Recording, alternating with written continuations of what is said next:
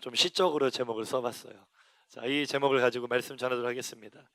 그 슬럼프에 빠질 때가 있죠. 슬럼프에 빠지면 어떻게 해야 극복할 수 있지? 먹어야 돼. 먹으면 극복이 아니고 살이 찌겠지. 슬럼프에 빠졌을 때 극복하는 방법이라고 해서 인터넷을 찾아보니까 여러 글들이 나오는데 공통적인 내용이 이거였어요. 내가 슬럼프에 빠지기 전 잘했을 때, 성공했을 때의 기억을 떠올려 보세요. 그때의 기억을 더듬어 보세요. 그때를 다시 추억해 보세요. 이런 말들이 나오는데 거기 나온 댓글이 참 재밌었습니다.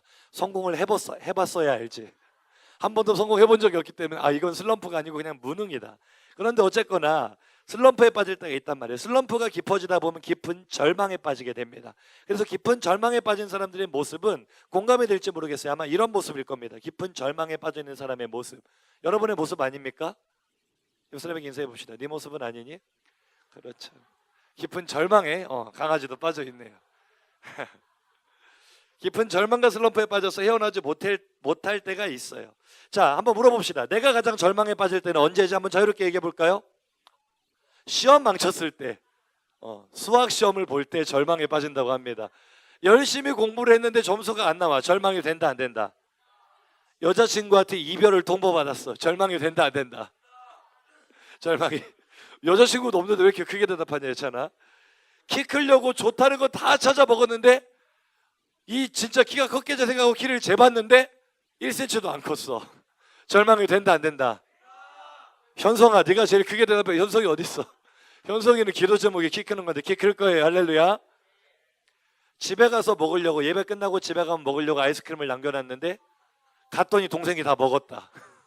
절망이 된다 안 된다? 이건 절망보다 분노가 올라옵니까?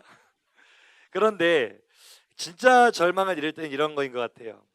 때로는 그냥 이유를 모를 슬럼프에 빠져가지고 의욕을 다 잃어버리기도 하고요. 어떤 경우에는 꿈과 소망이 다 깨져버렸을 때, 간절히 바라는 것들이 없어져 버렸을 때 절망하죠, 여러분. 그런데 목사님이 묵상하다 보니까 가장 크게 절망할 때 이럴 때가 아닌가 싶습니다. 사랑하는 가족이나 친구를 잃었을 때, 정말 사랑하는 사람을 먼저 낙원으로 이민 보냈을 때 절망이 될까요, 안 될까요?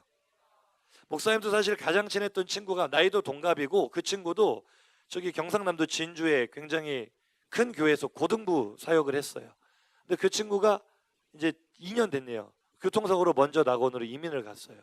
정말 믿어지지가 않았고 너무나 큰 충격이고 사실 지금도 문득문득 생각날 때마다 마음속에서 울컥거리는 그런 감정이 있습니다. 큰 절망이었어요. 우리가 지난 한 주 동안 뭐를 지켰지 얘들아? 고난주간. 미디어 금식했습니까 여러분? 아멘이 시원찮다. 하루에 한 끼 금식했습니까?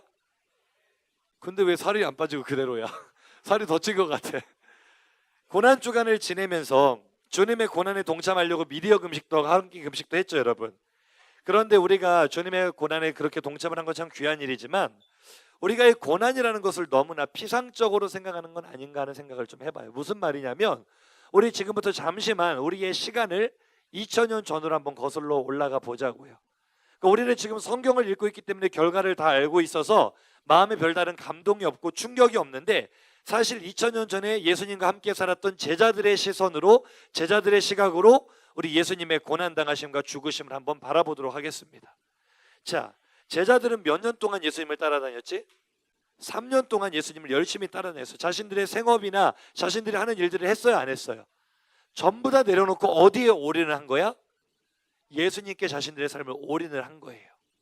그러니까 예수님이 자신의 유일한 꿈이었고 소망이었고 희망이었단 말이야.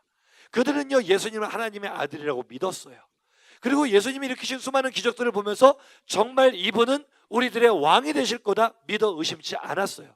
그리고 그들 안에 기대가 있었어요. 머지않아 예수님께서는 이 로마 제국을 몰아내고 이스라엘의 왕으로 등극을 하실 것이다. 그러면 우리의 팔자도 좀 고쳐지겠지라는 기대도 있었을 거야. 어쨌거나 그들의 모든 삶의 초점, 목적은 어디에 맞춰져 있었다? 예수님께 맞춰져 있었어. 그런데 그 예수님이 우리 지난주 고난주간의 말씀을 묵상한 친구들은 알겠지만 자신들의 눈앞에서 로마 병정들에게 가룟 유다의 배신과 동시에 체포당하는 것을 눈앞에서 본 거예요. 그리고 체포당하신 예수님 바라보면 무서워서 도망간 것 같지만 제자들의 머릿속엔 이런 생각이 있었을 거예요. 바다도 풍랑도 잠잠케 하시는 예수님의 능력이라면 로마의 병정 몇 명쯤이야? 뿌리쳐 버리는 거는 쉽다 어렵다? 얼마든지 하실 수 있을 것이다라는 기대가 있었는데 그 기대도 자신들의 눈앞에서 와장창 부서지고 맙니다. 너무나 무기력한 모습으로 끌려가는 예수님의 모습, 그걸로 끝났습니까? 채찍에 맞기 시작해요. 침뱉음과 조롱을 받기 시작해요. 그런데도 예수님은 전혀 반응하지 않습니다. 이것을 뒤집어 엎고 로마를 뒤집어 엎으려는 액션을 보여주지 않으세요. 가장 무기력한 모습, 가장 비참한 모습으로 고통당하고 조롱당하고 고난당하시다가 급기야는 십자가에 달려 죽으셨어요. 어떻게 되셨다고 예수님이? 우리가 지난주 한 주간 동안 고난주간을 지키고 성금요 예배를 드리고, 이건 이제 기념해서 드리는 거지만 이 한 주간 동안 일어난 실제 역사 사건이라고요. 예수님이 제자들 눈앞에서 어떻게 되셨다고? 십자가에 달려 죽으셨어요. 십자가는요, 사람을 죽이기 위한 형틀이라기보다는 사람을 가장 오랫동안 살려서 인간으로서 겪을 수 있는 가장 큰 고통을 주려는 가장 잔인한 형틀입니다. 차라리 교수형처럼 목을 매달아 죽이면 고통은 짧아요. 금방 죽어요. 차라리 목을 쳐서 죽이는 차명은 무섭지만 순간 고통이 지나가요. 그대로 끝나요. 그런데 십자가는 죽을래야 죽지를 않습니다. 온몸에 수분이 빠져나가고 피가 빠져나가고 호흡곤란이 오고, 적게는 3, 4일부터 많게는 일주일, 한 2주, 2주간 동안도 살아있는 경우가 있다 그래요. 최대한 이 죄인을 살려가지고 고통스럽게 죽이는 가장 잔인하고 무서운 형틀이 십자가예요. 로마 시대 때 로마 사람들은 밥 먹을 때 십자가라는 단어를 식탁 위에 꺼내지도 않았습니다. 만약에 식사 자리에서 또는 혹은 일상생활에 교제를 하다가 십자가라는 말을 하게 되면은 그 사람은 아주 몰상식한 사람으로, 상종을 하지 못할 사람으로 그렇게 여길 만큼 십자가는 금기어였어요. 오늘날 우리가 귀걸이에 목걸이에 십자가를 하는 모습을 로마 사람들이 본다면 기겁할 거예요.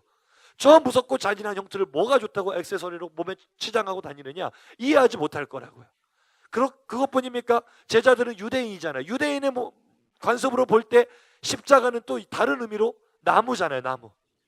나무에 달려 죽은 자는 하나님께 저주를 받은 것이라는 율법의 가르침이 있었어요. 그래서 유대인들은 아무리 악한 죄인도 나무에 달아서 죽이지는 않습니다.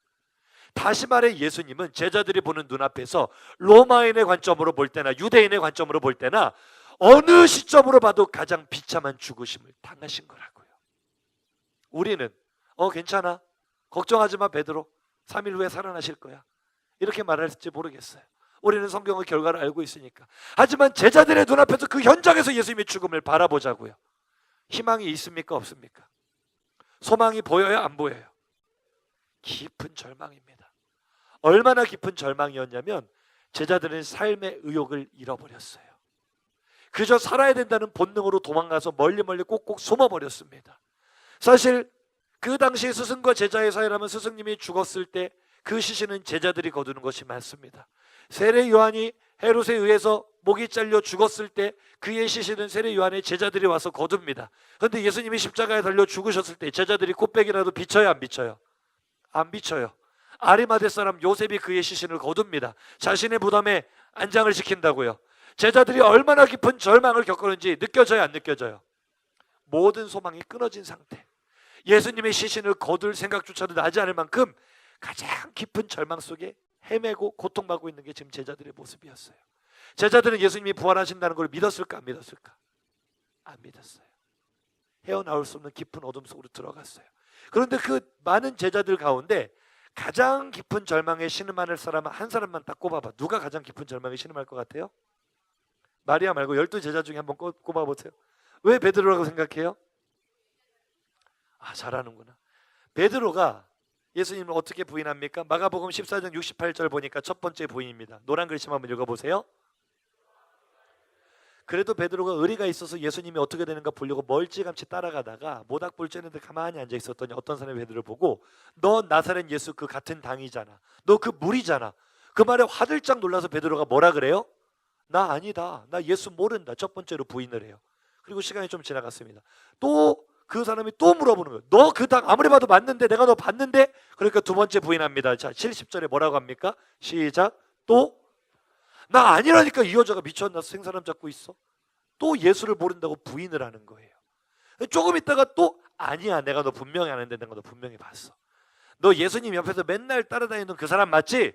라고 딱 지적하니까 베드로가 화를 냅니다. 그러면서 오늘 마가복음 14장 71절 72절에 뭐라고 합니까? 시작. 다 한번 읽어보세요. 시작. 그러나 베드로가 저주하며 맹세하되 나는 너희가 말하는 이 사람을 알지 못하노라 하니. 그 다음에 이어서 읽어봅시다. 시작. 닭이 곧 두 번째 울더라. 이에 베드로가 예수께서 자기에게 하신 말씀 곧 닭이 두 번 울기 전에 네가 세 번 나를 부인하라 하심이 기억되어 그 일을 생각하고 울었다. 아멘. 자, 이제 베드로의 기분이 좀 느껴지죠. 이런 상태에서 베드로가 보는 앞에서 예수님이 어떻게 되셨다고요? 십자가에 죽으셨어. 베드로가 느꼈을 상실감, 자기 자신에 대한 자책감, 후회 감당하지 못하겠죠.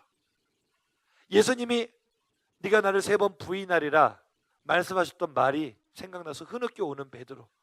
사실 베드로만큼 예수님을 사랑한 사람이 없잖아요. 한때는 주님을 위해 무엇이든지 하겠다고 호언장담하기도 했잖아요. 마태복음 26장 33 선지자의 말씀을 인용을 해가지고 나를 체포하면 너희들이 다 흩어질 거야, 나를 버리고 떠날 거야 라고 말씀하실 때 베드로가 반론을 제기하며, 방금 그 화면 띄워주세요. 이렇게 말합니다. 한번 읽어보세요. 시작. 베드로가 대답하여 이르되 모두 주를 버릴지라도 나는 결코 주를 버리지 않겠나이다. 나름대로 주님을 사랑한다고 호언장담하고 깊게 다짐했던 베드로라고요. 그런데 이 말씀 다음에 주신 말씀이 베드로 네가 나를 부인하지 않겠다고? 내가 너에게 말하는데 닭이 두 번 울기 전에 네가 나를 세 번 부인할 거야. 이때만 해도 베드로는 그 말을 믿지 않았을 거예요. 그런데 정작 위기가 닥치니까 내 생각보다 이성보다 본능이 먼저 발동을 하는데 너도 그 당이다, 너도 나사렛 예수와 한패다라는 말을 하니까 분리하면은 자동적으로 거짓말이 튀어나오는 것처럼 베드로 속에서는 나는 예수를 모른다는 말이 자동적으로 튀어나오는 거예요. 본인은 그때까지 전혀 느끼지 못해서 두 번을 부인할 때까지, 세 번째는 심지어 저주하며 이르되 내가 사랑했던 주님, 누구보다 더 사랑했던 주님을 저주하고 욕하면서 나는 그런 나사렛 이단의 개수는 도무지 알지 못한다고 아마 그렇게 말했을 거예요. 예수님의 이름을 땅바닥에 쳐박으면서 부인했을 때 닭이 우는 거죠. 그때 베드로의 마음에 쿵 내려앉았을 거예요. 얼마나 깊은 절망 속으로 빠져들어갔을까요? 사실 예수님이 죽으셨을 때 베드로의 성격이라면 제일 먼저 일어난 건 분노였을 거야. 가룟 유다 이 자식을 내가 가만두지 않겠다. 왜? 베드로 성깔이 있잖아요. 오늘 마가복음 말씀 쭉 묵상해 보면은요, 예수님 잡으러 왔을 때 베드로가 칼을 휘둘릅니다. 칼을 휘둘러서 예수님을 잡으러 왔던 사람들의 종의 귀를 떨어뜨려요. 귀를 잘라버려요. 이 정도로 다혈질인 사람이 베드로야. 그러니까 가룟 유다에 대한 분노가 있겠어요, 없겠어요? 있었을 거예요. 그런데 이내 그 분노까지도 집어삼키는 절망이 베드로를 짓누르기 시작하는데 이런 생각이 들지 않았을까? 가룟 유다나 나나 다를 바가 뭐냐? 가룟 유다는 예수님을 배신했고 나는 예수님을 부인했고, 그나마 자기가 예수님의 수제자라고 대장 노릇하고 다녔는데, 예수님을 누구보다 사랑한다고 나는 주님을 버리지 않겠다고 장담까지 했는데 내 모습을 보니까 너무 비참한 거야. 너무나 깊은 절망이 베드로를 집어삼키는데 베드로 회복될 수 있겠습니까? 여러분 지금 베드로를 한번 보세요. 회복될 수 있겠어요? 옆 사람 보고 인사합시다. 너라면 회복될 수 있겠니? 회복의 기미가 안 보여. 회복될 수 없을 것 같아. 아마 베드로는 이제 평생을 깊은 자책과 후회 속에 자신을 저주하며 원망하며 폐인처럼 살지도 몰라요. 어쩌면 가룟 유다처럼 그 죄책감을 이기지 못해서 자살해버릴지도 몰라요. 끝이 보이지 않는 깊은 절망의 동굴 속으로 베드로는 끌려 들어가고 있습니다. 근데 우리도 사실 그렇지 않아. 왠지 모르게 내 삶에 슬럼프가 찾아왔다고 생각하는 친구들 요즘 들어 좀 많은 것 같아. 지쳐있는 친구들 많은 것 같아. 옆 사람 보고 한 번 더 인사합시다. 너 좀 지쳐 보인다. 왠지 모를 슬럼프가 나를 누르고 있어. 중간고사가 다가오니까 왠지 모를 절망이 나를 누르고 있어요.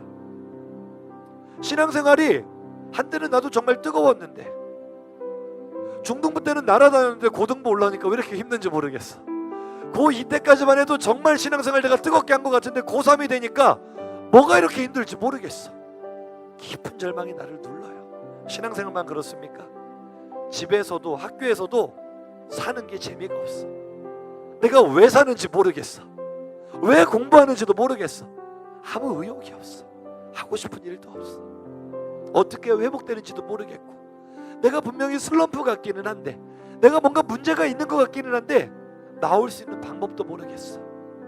너무 밤이 깊어서, 너무 어둠이 깊어서 밝은 내일이 오지 않을 것만 같단 말이에요. 근데요, 여러분, 이 설교를 듣고 있는 여러분 가운데 그런 형편과 처지를 지나고 있는 친구들이 지금 있다면 이 찬양을 함께 불렀으면 좋겠어요. 옆 사람에게 한번 인사해 볼까요? 밤이 아무리 깊어도 아침은 온다.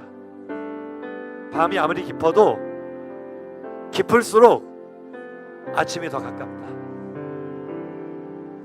내가 걷는 이 길이 혹 굽어도는 수가 있어도 내 심장이 울렁이고 가슴 아파도 내 마음 속으로 여전히 기뻐하는 까닭은 하나님은 실수하지 않으심일세.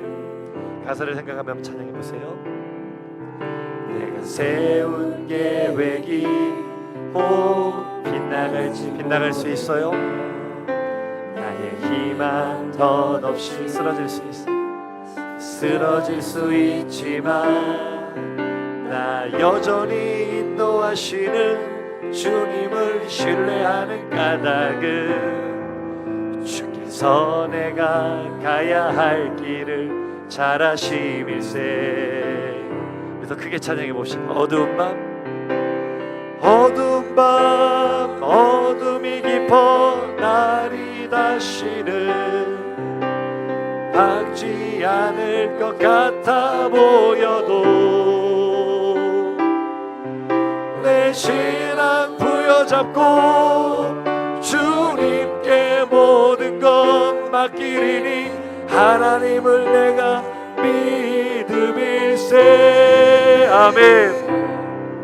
지금은 내가 볼 수 없는 것 너무 함께 고백해봐요. 너무 멀리 가물가물 어른거려도 운명이 오라 나 두려워 아니하리.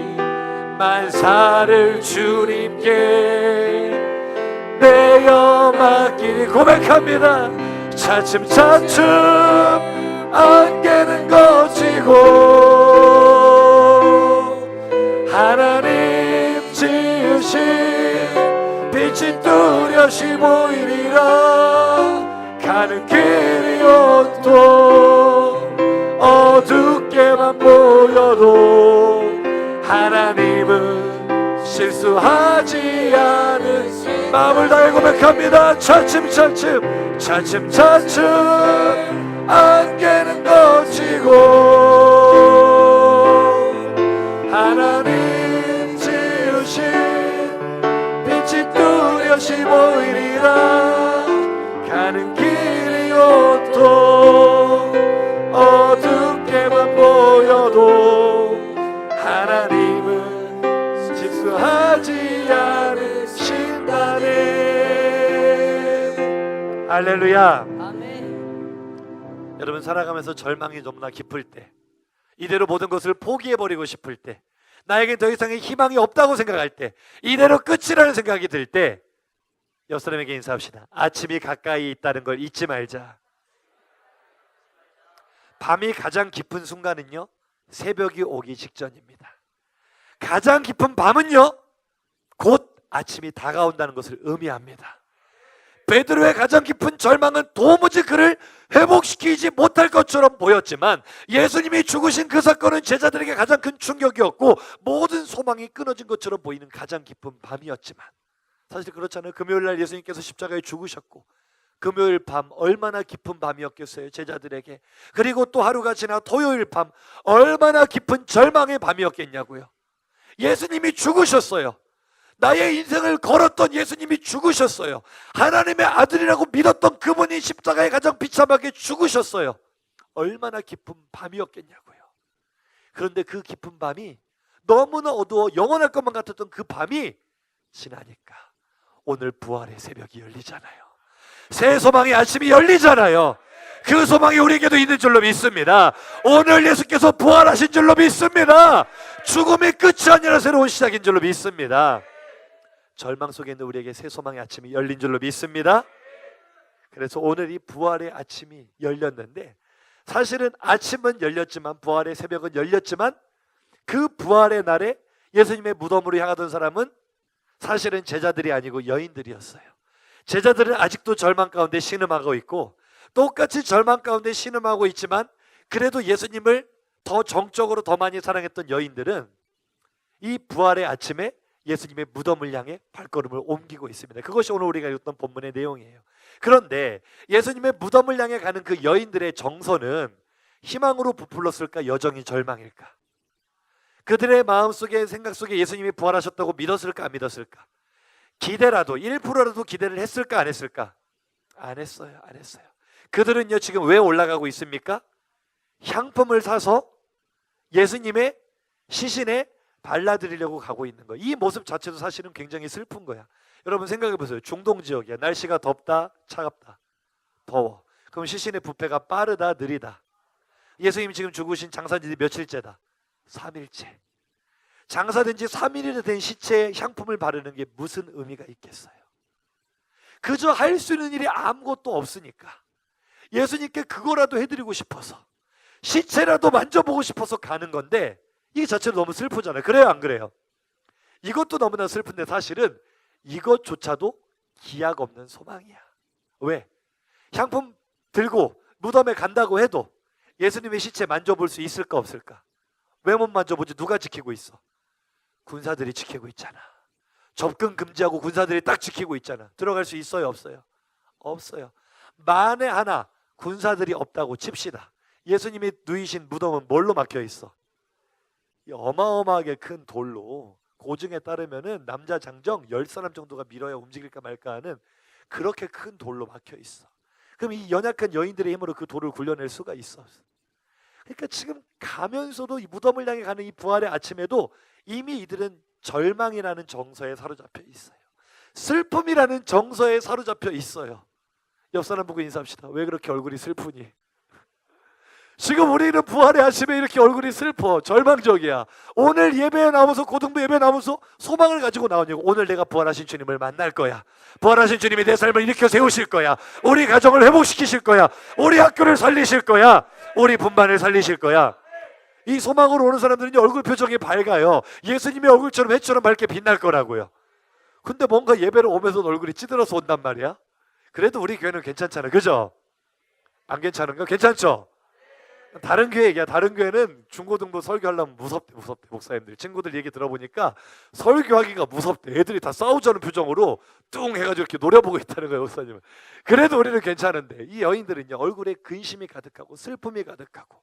그러니까 오늘 본문도 읽어보면은요, 자 3절 한번 읽어보세요. 본문 화면 보고 3절 읽어봅시다. 시작.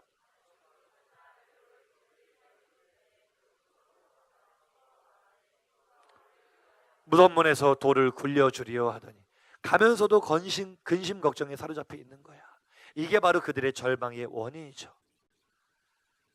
이 돌만 굴려버리면 될 것 같은데, 돌만 굴려버리면 예수님 시신이라도 만지고 뭔가 할 것 같은데 굴릴 수가 있다, 없다? 슬럼프에 빠져있는 여러분들이요, 문제의 원인을 때로는 알아요. 그리고 이렇게 하면 되겠다는 계산도 있다, 없다? 어떻게 하면 회복될 것 같다는 생각이 있다, 없다? 있어. 그런데 잘 된다, 안 된다? 알기는 아는데 막상 밀어보면 움직인다, 안 움직인다? 이게 바로 돌문이야, 돌문. 여인들이 예수님의 무덤으로 가면서 근심 걱정은 이거였어. 그들의 절망의 원인이 이거였어. 누가 우리를 위하여 이 돌을 굴려줄까? 도와줄 사람이 있다는 거야, 없다는 거야?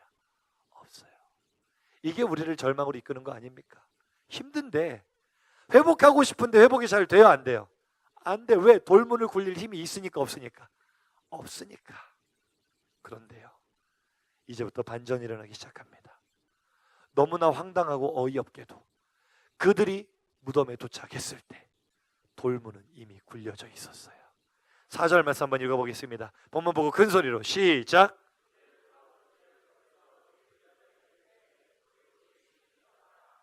할렐루야. 벌써 돌이 굴려져 있는데 그 돌은 어떻더라? 내 힘으로는 도저히 굴릴 수 없는 크기의 돌이었어요. 나의 의지와 노력으로는 밀어낼 수 없는 나의 절망의 원인이었어요. 그런데 부활의 아침에, 바로 오늘 아침에 그 돌보는 굴려져 내려간 줄로 믿습니다. 멀찍이 옮겨진 줄로 믿습니다. 누가 옮기셨어? 누가? 부활하신 예수님이 옮겨주신 줄로 믿습니다. 그들을 절망하게 하고 근심하게 하고 좌절하게 하고 슬럼프에 빠지게 했던 돌문이 굴러갔습니다. 할렐루야. 그리고 그곳에서 만난 청년이 이렇게 말씀하시는 거죠. 그 청년은 천사였어요. 예수님의 말씀을 전합니다. 6절입니다. 화면 보고 크게 한번 읽어봅시다. 시작. 놀라지 말라. 너희가 십자가에 못 박히신 나사렛 예수를 찾는구나. 그가 살아나셨고 여기 계시지 아니하니라. 보라, 그를 두었던 곳이니라. 할렐루야. 우리 옆 사람을 흔들어 깨면 인사합시다. 예수님 살아나셨다. 예수님 부활하셨다. 할렐루야. 여러분 부활을 믿으십니까? 정말로 믿으세요? 그럼 여러분 이미 정상은 아니야. 미쳤어요. 미쳤어. 어떻게 죽은 사람이 살아나요? 그런데 우리는 그것을 믿죠. 우리는 예수에 미쳤기 때문에 신앙은 논리로 이성으로 설명이 안 되는 거예요. 논리와 이성으로 설명이 된다면 그분이 하나님이시겠습니까? 하나님 우리의 지식의 수준을 뛰어넘어 계신 분이십니다. 우리 인간의 한계를 초월하신 분입니다. 그분은 불가능이 없는 분이에요. 죽은 자를 일으키시는 분이에요. 하나님께서 무덤에 누이셨던 예수 그리스도를 죽음에서 일으키신 줄로 믿습니다. 그런데 우리가 오늘 부활주일날 이 부활의 의미를, 얘들아 잘 들어야 돼. 단지 죽은 사람이 살아났다라고 생각하면 안 돼. 그거는 기적이라는 말로 대체할 수 있어. 그것은 회생이나 소생이라고 말할 수 있어. 예수님이 부활하신 사건은 단순히 죽었던 사람이 우연히 다시 살아났다? 가끔씩 그러잖아요. 의사가 병원에서 진단하고 운명하셨습니다. 사망시간 몇 월 며칠 몇 시 몇 분에 사망하셨습니다. 영안실로 내려가잖아요. 그리고 이제 영안실에서 입관 준비를 하려고 시체를 딱 넣는데 갑자기 벌떡 일어나가지고 귀신인 줄 알고 막 놀래가지고 혼비백산했던 이야기 들어본 적 있다 없다? 있어요. 실제로 일어나요. 그럼 이것도 부활입니까? 예수님의 부활은 그런 수준의 것이 아니라는 거예요. 예수님의 부활하셨을 때는 완전히 변화된 모습으로, 변화된 본질로 부활하신 줄로 믿습니다. 그게 다가 아니에요. 예수님의 부활 사건은 죽음의 권세를 깨뜨리신 사건인 줄로 믿습니다. 우리를 절망하게 하는 가장 큰 본질적인 문제의 원인을 박살내버리신 사건인 줄로 믿습니다. 무슨 말인지 몰라서 아멘을 잘 못하나 봐. 일단 아멘으로 몸 풀어보자. 아멘. 무슨 말이냐? 이미 예수님이 이 땅에 오셔서 하실 일을 하나님은 창세기 3장 15절에 아담이 범죄한 즉시 이미 예언하시는데 뭐라고 하시느냐? 창세기 3장 15절 한번 읽어보세요. 시작. 네 후손도 여자의 후손과 원수가 되게 하리니 여자의 후손은 네 머리를 상하게 할 것이요 너는 그의 발꿈치를 상하게 할 것이니라 하시고. 할렐루야. 이게 예수님에 대한 예언이거든요. 창세기에 이미 아담과 하와 시대에 이미 예수님이 예언하셨는데 여자의 후손이 누구야? 예수님이야. 그런데 이 너는 뱀이거든. 뱀이 그의 뭐를 상하게 했어? 발꿈치를 상하게 했어. 그게 바로 지난 고난 주간에 예수님이 십자가에 죽게 한 사건이에요. 사탄의 가장 강력한 힘이 뭡니까? 사망의 권세. 사탄은요 자기가 이겼다고 생각했어요. 사실 사탄의 지상 과제는 여자의 후손이 이 땅에 못 오게 하는 거였어요. 왜? 방금 예언한 대로 여자의 후손이 오면 내 뭐가 날아가니까? 머리가 날아가니까. 여자의 후손이 오면은 돼 안 돼? 뱀 입장에서는. 사탄 입장에서는 여자의 후손이 와야 돼 안 와야 돼? 그러니까 잘 보세요. 가인이 아벨을 죽인 사건이 충동적인 살인이 아닙니다. 씨를 말리려는 작전이에요. 아벨이 경건한 자손이잖아. 그렇죠? 그러면 아벨의 후손을 통해서 여자의 후손이 올 거 아니야. 그래요 안 그래요? 그러니까 사탄이 가인의 마음을 충동해서 아벨을 죽여버리는 겁니다. 그럼 누가 못 오니까? 여자의 후손이 못 오니까. 그런데 하나님은 그 위에 계시죠. 네가 아벨을 죽인다고 내가 여자의 후손을 못 오게 할 것 같아? 내가 다른 씨를 너에게 주었다. 아담에게 셋이라는 아들을 주잖아요. 셋의 이름이 뜻이 뭐야? 그래서 다른 씨를 주셨다는 거야. 이제 셋의 후손으로 여자의 후손이 오는 길을 터놓으십니다. 그러니까 이번에는 사탄이 온 땅을 죄악으로 가득하게 해가지고 하나님의 진노를 일으키는 거죠. 온 땅을 물로 휩쓸어버리고 멸종시키게 하는 거죠. 그런데 그 가운데서 하나님은 누구를 남기세요? 셋의 후손인 노아를 남기시잖아. 이런 사건이 한두 번입니까? 이스라엘 백성이 애굽에서 종살이 할 때 모세 시대 때는 어떤 일이 벌어지죠? 바로의 마음을 강팍하게 해가지고 이스라엘 사람이 아이를 낳으면 남자아이들은 전부 다 어떻게 해라? 나일강에 악어 밥으로 던지라는 거예요. 이스라엘의 모든 남자가 죽어버리면 씨가 마르죠. 그럼 누가 못 오니까?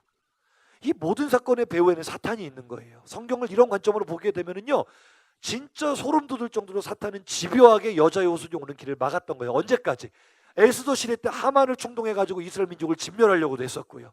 예수님이 탄생하셨을 때도 헤롯의 마음을 악하게 해가지고 그때 이후로 2살 이하의 남자애들을 전부 다 죽여라. 여러분 다 읽어본 사건이잖아요. 그래요, 안 그래요? 이제 퍼즐 조각이 좀 맞춰줘요, 안 맞춰줘요? 이게 사탄의 작전이었다고.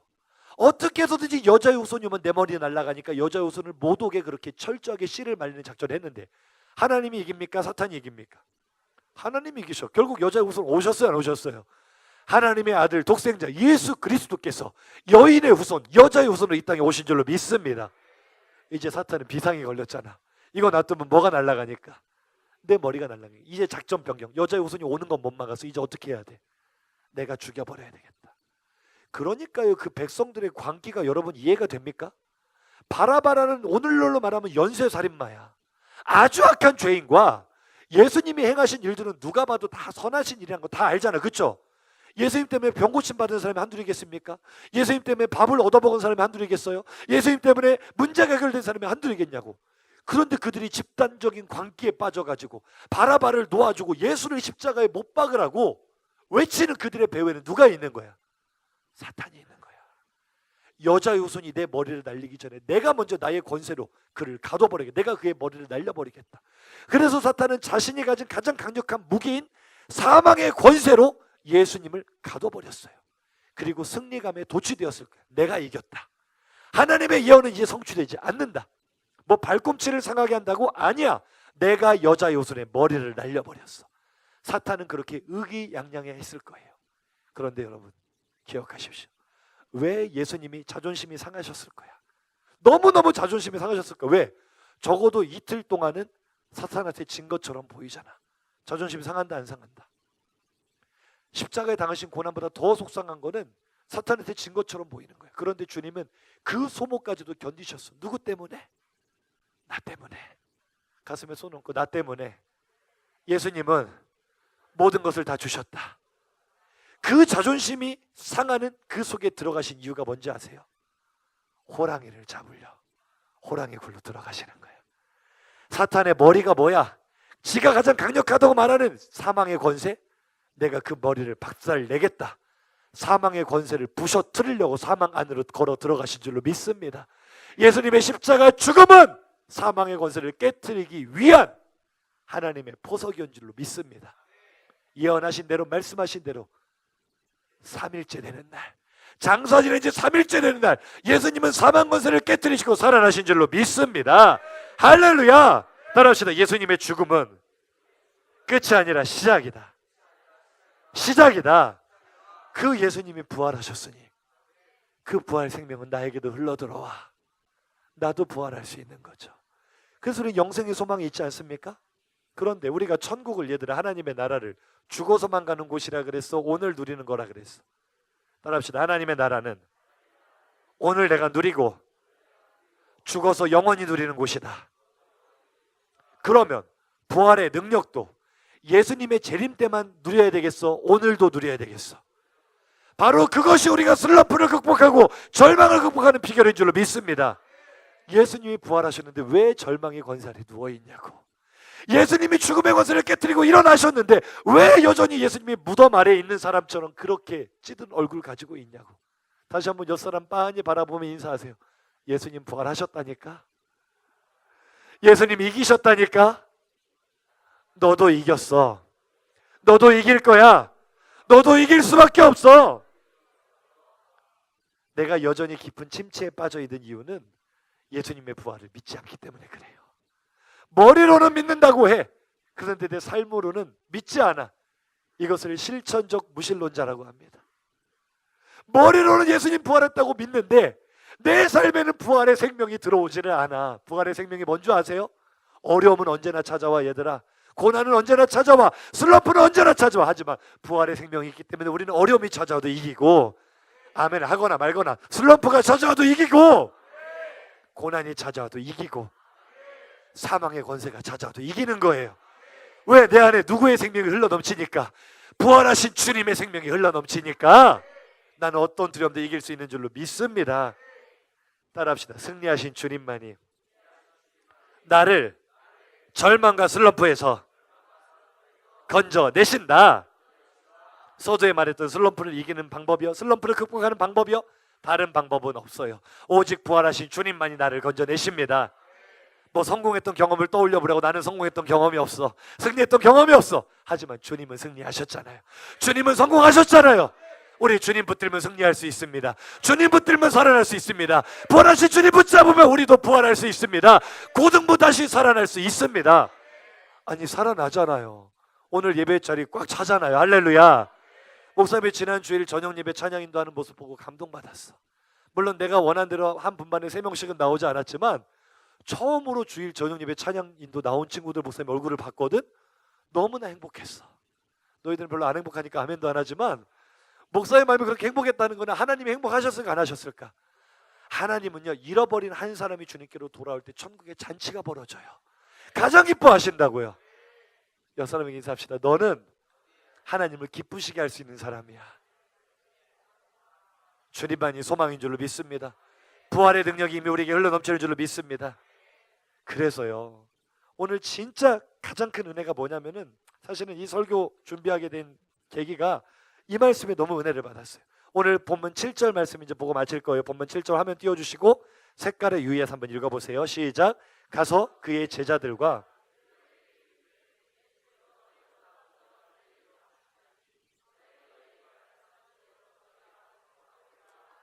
할렐루야. 목사님이 저 베드로에게 꽂힌 거예요. 베드로에게. 자연스러운 문장은요, 이 예수님이 지금 이 부활의 소식을 누구에게 전해주기를 원합니까? 천사를 통해 들려주는 메시지거든요. 이 부활의 소식을 누구에게 전해줘야 되겠다? 베드로와 제자들에게 라고 나와야 자연스러워요. 그래요, 안 그래요? 항상 베드로는 수제자였어요. 다른 제자들보다 이름이 앞섰다 뒤로 갔다. 항상 앞에 나옵니다. 그렇죠? 그런데 희한하게도 부활의 소식을 전할 때는 베드로의 이름이 앞에 나와요, 뒤에 나와요? 이게 문맥이 다른 거야. 만약에 베드로와 제자들에게라고 말씀하시면은, 그래, 베드로는 여전히 수제자고 대표니까 베드로를 위시해서 다른 제자들에게 부활의 소식을 전해, 이 메시지가 아니야. 잠깐 기억을 거슬러 보자. 지금 가장 깊은 절망에 신음하는 게 누구라고? 다른 제자들보다 가장 큰 죄책감에, 일어날 수 없는 절망감에 몸부림치면 이제 나는 끝났다라고 발버둥치는 베드로. 수많은 제자 중에 주님이 지금 누구의 이름을 지목하시는 거야? 이 부활의 기쁜 소식을 너는 가서 제자들에게 전해라. 그리고 베드로를 절대 잊지 마. 베드로를 빼먹지 마. 그놈은 지금 제가 예수님을 부인했다고, 제가 하나님을 배반했다고 깊은 절망에 몸부림치고 있는데 베드로 빼먹으면 안 된다. 이 부활의 소식은 지금 가장 깊은 절망에 신음하고 있는 네가 들어야 될 소식이다. 예수님이 부활하신 소식은요, 오늘 절망 가운데 몸부림치는 나에게 가장 큰 위로가 되는 말씀이에요. 나에게 가장 큰 격려가 되는 말씀이에요. 이제 예수님이 승리하셨다. 너도 일어날 수 있다. 베드로에게 이 말씀을 들려주기 원하는 그 주님의 음성, 나에게도 들려야 되겠어요, 안 들려야 되겠어요? 나도 주님의 부활의 소식 들어야 되겠어요, 안 들어야 되겠어요? 듣기를 간절히 소망합니다. 할렐루야. 따라할까요? 예수님 부활하셨으니 나도 부활한다. 더 크게, 예수님 부활하셨으니 나도 회복된다. 그렇게 될 줄로 믿습니다.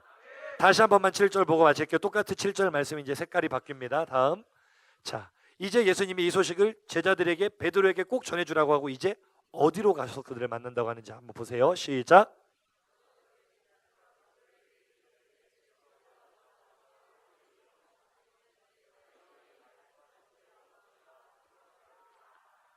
이제 부활하신 주님께서 어디로 가신답니까? 갈릴리가 어디예요? 제자들이 원래 살았던 곳이에요. 원래 그들의 삶의 터전이에요. 예수님과 함께 살았던 곳이에요. 사역했던 곳이에요. 그들의 산업과 생업과 먹고 사는 모든 터전이 갈릴리에 있어요.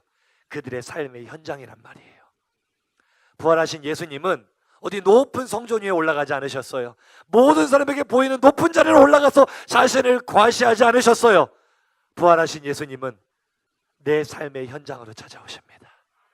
오늘 내가 힘써 투쟁하고 또 때로는 지쳐 쓰러지고 절망하고 있는 내 삶의 자리로 주님은 찾아오십니다. 그곳에서 나를 만나 주십니다. 삶의 현장에 좌절하고 슬럼프에 빠져있고 절망에 빠져있는 나에게 부활하신 예수님 바로 그 자리로 찾아오셔서 내 손을 잡아 일으켜 주십니다. 내가 부활했잖아. 네가 이제 절망에 무너져 있을 이유가 없잖아. 부활하신 예수님 만나면 해결되는 거예요. 부활하신 예수님 만나면 내 문제가 끝나는 거예요. 예수님이 부활했는데 나도 부활할 수 있잖아요. 할렐루야.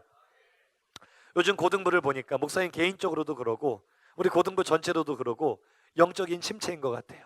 그런데 영적인 침체라는 것을 크게 보면 안 돼요. 문제가 아무리 커도요, 그보다 주님이 훨씬 더 크시거든요. 주님 바라보면 이길 수 있습니다. 목사님 삶 가운데 많이 마음이 힘들었는데 사실 고난주간을 지나면서 말씀 묵상하면서 이 말씀이 너무나 큰 위로가 됐어요. 목사님에게 해주신 말씀 같아요. 예수님이 내가 부활했잖아. 뭐가 문제니? 사망 권세를 깨고 이기신 예수님께서 우리의 영적인 침체도 일어나게 하실 줄로 믿습니다. 그 부활의 능력을 체험하는 여러분들에게 간절히 소망합니다. 이제 십자가를 묵상할 때 따라해 볼까요? 나는 십자가에서 죽었다. 다시 한번, 절망하는 나는, 슬럼프에 빠져있는 나는, 포기하고 싶어하는 나는 십자가에서 죽었다. 그리고 주님께서 부활하셨다. 이제 내 안에 주님께서 사신다. 여러분, 왜 심체에 빠지는 줄 알아요? 왜 슬럼프에 빠지는 줄 알아요? 왜 절망에 빠지는 줄 알아요? 내가 살아있어서 그래. 절망에 빠질 수밖에 없는 내가 살아있으면 절망에 빠집니다. 하지만 내가 죽고 예수님이 살아계시면 부활의 능력이 나를 절망에서 일으켜 세웁니다. 내가 죽고 예수님이 살아계시면 슬럼프도 이겨냅니다. 따라합시다. 나는 죽고 예수로 살자. 부활하신 예수를 만난 사람은 어떻게 해야 되겠어요? 순종해야 돼. 마지막으로 설교를 마치면 부탁합니다. 여러분, 오늘 예배 마치고 분박 공부 있어요. 도망가야 될까? 열심히 해야 될까? 분박 공부 마치고 11시부터 해피트레인 2층에서 청매반이 있어요. 나하고는 상관없어야 하고 집에 가야 될까? 한번 가봐야 될까? 목사님은 지금 여기 예배드리는 여러분들이 어림잡아 150명은 될 텐데 청매반 받는 친구들은 약 5, 60명, 3분의 1 정도밖에 안 되거든요. 3분의 2가 늘 안타까워요. 옆 사람에게 한번 인사해 볼까요? 한번 와봐. 진짜 한번 와봐. 너무 좋아. 여러분, 고등부 예배만 이렇게 왔다 갔다 해가지고는요, 예수 믿는 맛을 잘 몰라요. 오늘 오후 1시부터는 똑같이 해피트레인 2층에서 제자훈련이 있어요. 제자훈련 받아야 될까 안 받아야 될까? 여러분, 부활하신 예수님이 곧 다시 재림하실 건데 얘들이 이렇게 예배 시간에 잠만 자고 딴짓하고 주일날도 예배만 드리고 가서 내 마음대로 살고 이렇게 살다가 주님 모셔도 괜찮을까? 우리 주일 하루 한번 잘 지켜보자고요. 안 되는 거 억지로 시키진 않는데요, 한 가지라도 시작했으면 좋겠습니다. 우리 고등부가 영적인 침체를 이기고 부활의 생명을 받을 수 있는 길은요, 따라합시다. 순종밖에 없다. 토요일날 토성축제 나오라고 하면은요, 순종하고 나와서 기도하면 은혜 받을 줄로 믿습니다. 그래요. 새벽에 피곤해서 못 나올 수 있어요. 그러면은 토요일날 저녁 기도회는 나올 수 있잖아요. 항상 나오라고 해도 안 나오는 친구들 끝까지 안 나오는데 옆 사람에게 인사합시다. 나오면 은혜가 된다. 나오면 부활하신 주님 만난다. 만나면 신앙이 자란다. 용기를 내서 나오기를 간절히 소망합니다. 목사님, 지난주 여러분 저녁 예배 찬양 인도할 때 희망을 봤어요. 한 번도 안 나왔던 친구들이 목사님이 부탁하고 선생님들이 부탁하니까 나와서 찬양하는 모습을 보면서 너무나 큰 소망을 품었다고요. 그것이 바로 변화의 시작입니다. 절망에서 일어나는 시작입니다. 내가 움직일 때 부활의 능력이 나를 감쌉니다. 부활의 능력이 나를 붙잡습니다. 승리하게 될 줄 믿습니다.